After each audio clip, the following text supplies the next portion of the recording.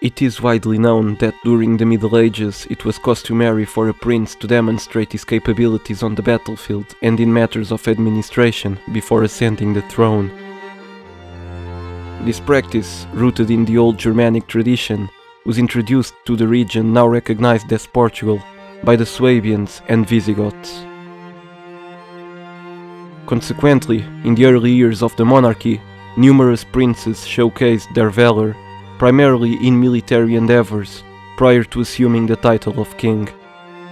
Still, the majority of these royal figures became renowned for their actions during their reigns, and not in their time as princes. But there were exceptions to the norm. One such exception was Prince Pedro, later known as Pedro I, who is predominantly remembered for a tragedy that transpired during his time as a prince. Nevertheless, Pedro I's reign played a pivotal role in the history of the kingdom and merits thoughtful consideration. His time on the throne witnessed the pursuit of personal vendettas, a crisis in relations with the church, a deliberate avoidance of direct involvement in the Castilian War, a genuine commitment to the well-being of the populace, and the implementation of new measures in foreign commerce.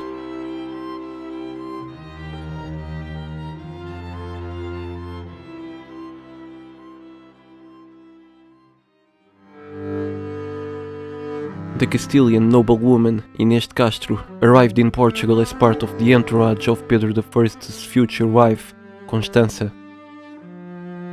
Unfortunately for Constança, Pedro developed a passionate love for Inês, a sentiment that grew stronger after Constança's premature death.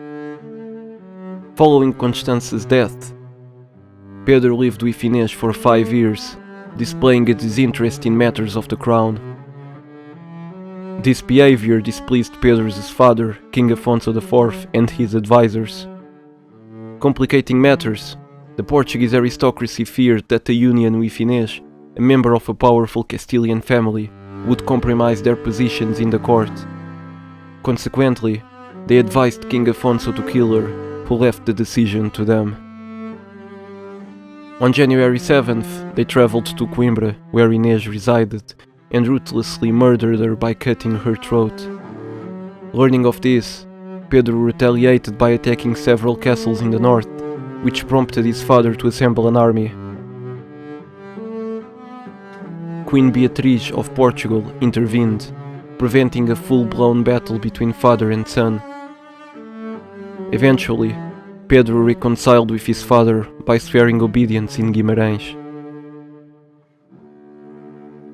However, Pedro harbored lasting resentment, and upon King Afonso's death in May 1357, the 37-year-old king sought revenge on the nobleman responsible for Inês's murder. Pedro Coelho and Álvaro Gonçalves had sought refuge in Castile.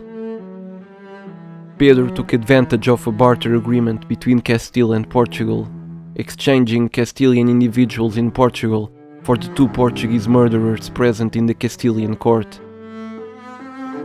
In Santarém, Pedro personally killed 2 of the murderers with great brutality, pulling their hearts from their bodies while the men were still alive.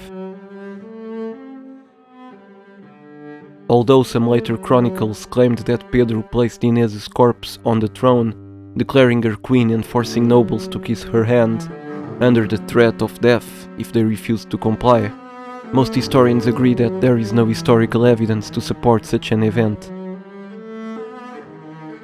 As for Diogo Lopes Pacheco, the 3rd murderer, he found refuge in Aragon, where Pedro lacked an extradition agreement. 6 years after the gruesome murders, Pedro forgave Pacheco, believing in his innocence, and restored his property and right to return to the Kingdom of Portugal. In death, Inês was honored with a sumptuous tomb, reflective of the Portuguese Gothic style, alongside Pedro in the Alcobaça monastery. Their tombs face each other, so that they see one another on Judgment Day before anyone else.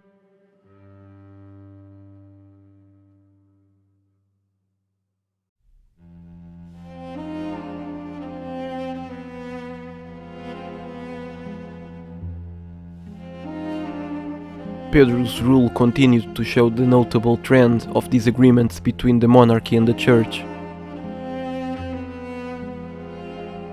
The monarch implemented the infamous policy known as the beneplácito regio, a measure that mandated the authorization of every church document by the crown before its execution. Even during his time as a prince, Pedro struggled to comprehend the direct communication between the papacy and the Portuguese clergy without the crown's knowledge. The documents often contained nominations and matters of public administration, which, in Pedro's perspective, warranted verification by the crown. He was concerned that misinformation about the king could be spread, potentially leading to popular uprisings. As a response, Pedro enforced the innovative beneplácito regio, a unique practice in Europe at that time.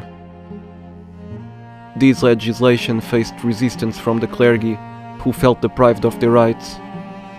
In 1361, at the court of Elvas, they pleaded for its revocation.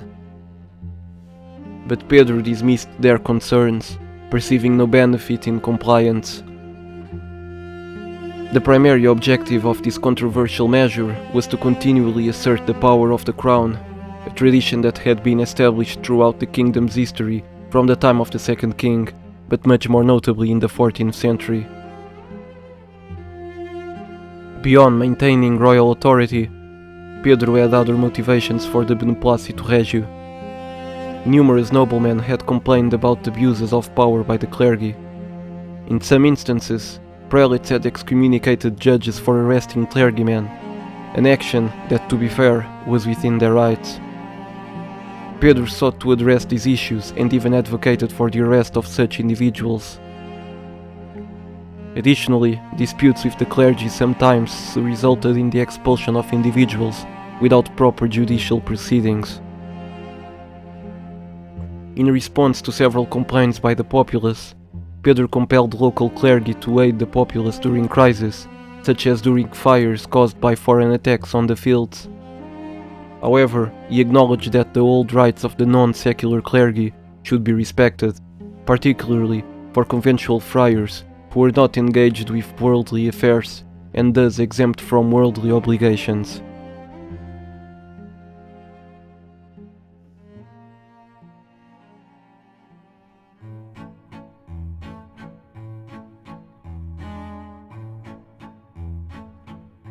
The War of the Two Peters, also known as the Castilian Civil War, was a medieval conflict centered around the struggle for the throne of the Kingdom of Castile. The war, characterized by dynastic disputes between Peter I and Henry, resulted in a divisive conflict that pitted noble houses against each other and fueled regional tensions. Throughout the course of the war, allegiances shifted and political intrigues unfolded. Pedro I of Portugal actively supported the King of Castile, Peter I, even providing him with galleys during the conflict. Despite these efforts, Peter I of Castile eventually suffered defeat, leading to the ascent of Henry to the throne. In the year 1366, Peter I of Castile, facing adversity, sought refuge in Portugal and approached the Portuguese monarch for assistance. However, Pedro of Portugal declined the request. The previous Castilian king ended up seeking refuge in England instead.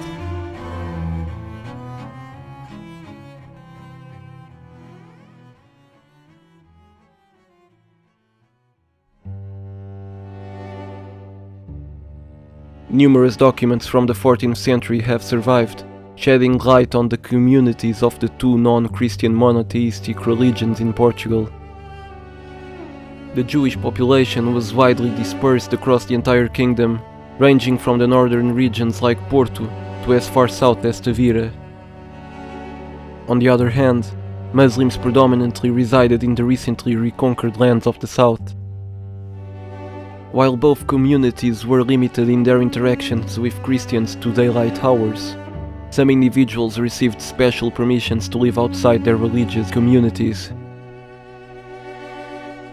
The majority of Jews engaged in occupations such as doctors, bankers, and skilled tradesmen. During the reign of Dom Pedro, Specific laws were enacted for both Jewish and Muslim communities. For the Jewish, the king mandated changes in their officials. As for the Muslim community, Pedro permitted them to select their own governors, recognizing their unique understanding of their community's needs. However, in line with his centralizing tendencies, the king had the authority to disapprove such appointments. In 1366, aiming to prevent conflicts between Christian, Jewish and Muslim communities, the monarch issued a decree in Lisbon. Under the penalty of death, members of any of the monotheistic faiths were prohibited from entering the communities of others within the city. This measure was implemented to maintain social order and harmony among the diverse religious groups coexisting in the capital during that period.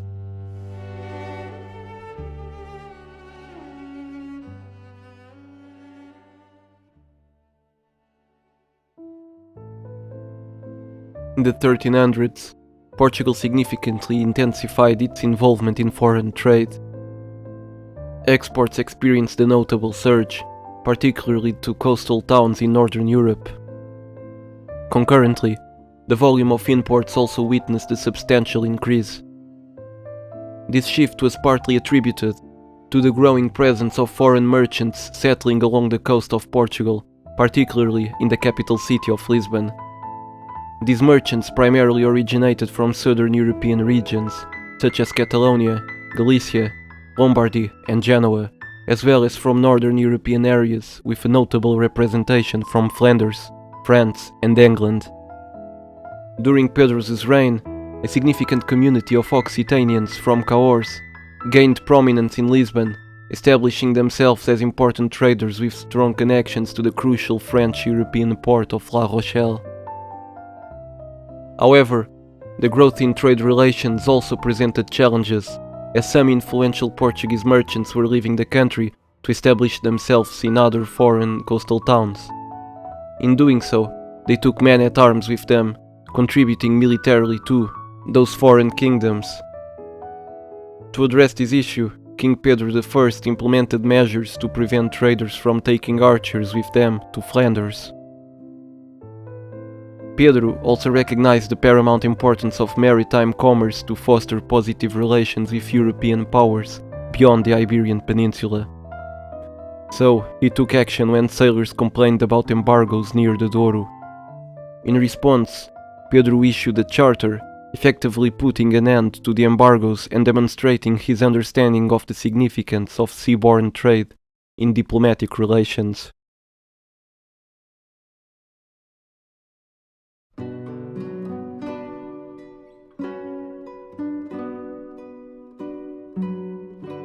Although Pedro ascended to the throne in 1357, a mere decade later he passed away at the age of 46. Notably, he holds the distinction of being the monarch who ruled for the shortest period in the first dynasty of the Kingdom of Portugal. Despite his brief reign, both contemporary and later chroniclers attested to Pedro's significant popularity among the people. He was perceived as a fair king, earning him the cognomen the Just. However, as mentioned earlier, the tragic events surrounding the death of Inês de Castro and Pedro's subsequent revenge would undermine his entire rule. Pedro had two legitimate children with Constança, Maria and Fernando, who both survived to adulthood. Fernando would go on to become the last king of the first dynasty. Additionally, Pedro had three children who reached adulthood from his relationship with Inês de Castro. Notably, Pedro had another lover, Teresa Lourenço, with whom he had a son named João. João would later become João I of Portugal, marking the inception of the second dynasty in the country. Consequently, Pedro I became the first and only monarch in Portugal to have had two children who became kings of different dynasties.